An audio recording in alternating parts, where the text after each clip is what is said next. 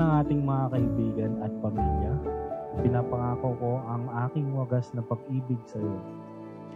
Bilang iyong kabiyak, ipinapangako kong maging tagapagtaguyod ng iyong mga pangarap at pangangailangan. Sa hirap at ginhawa, sasamahan kita sa bawat yugto ng ating buhay. Masaya, nakaka-excite. Kasi andito lahat ng family ko, mahal sa buhay, ganyan. Para si Ian.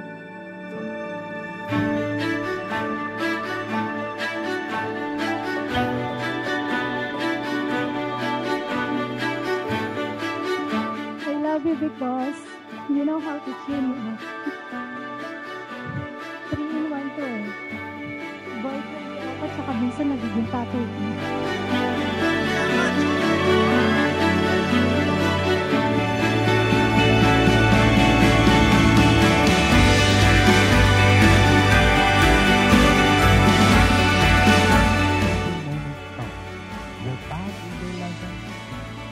Your present is your gift, and your future is your motivation.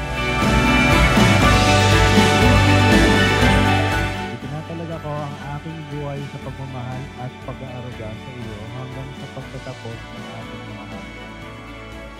Ito ay pangako ng tapat na pagmamahal, kasayangan, at pagkakaisa sa atin.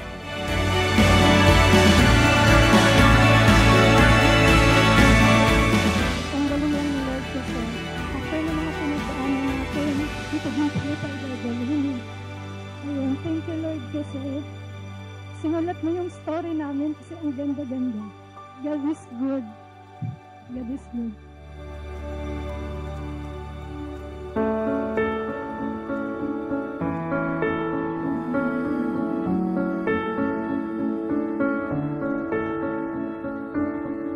When I am a wasteland, you are the water. When I am the winter, you are the fire that burns. No matter what happens.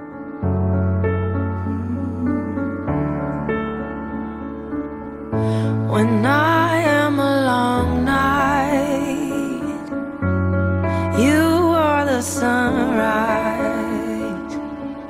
When I am the desert. Thank you ta maski baru po na kompleto ko today. And yes, normal lang. To find me.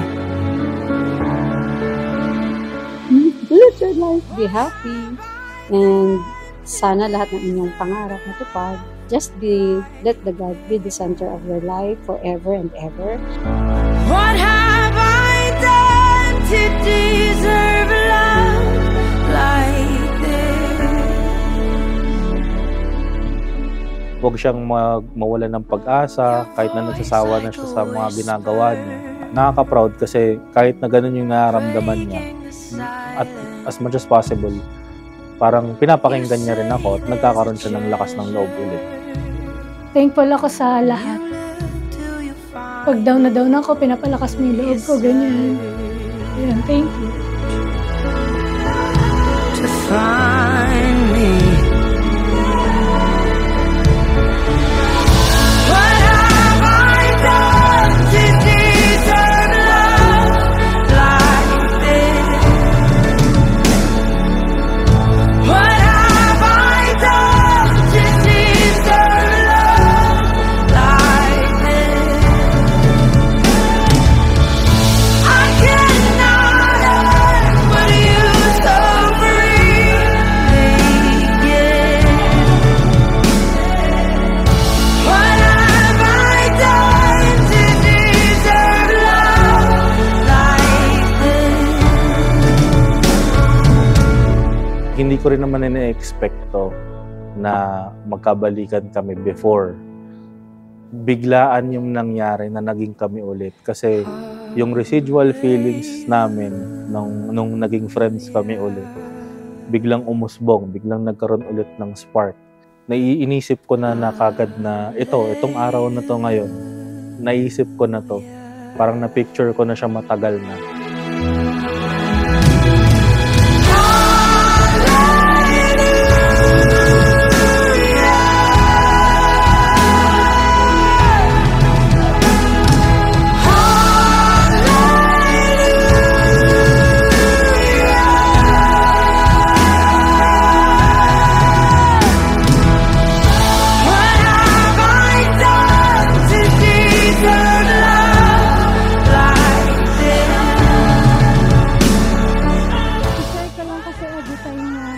Mag-grab kami pa uwi after namin mag-break.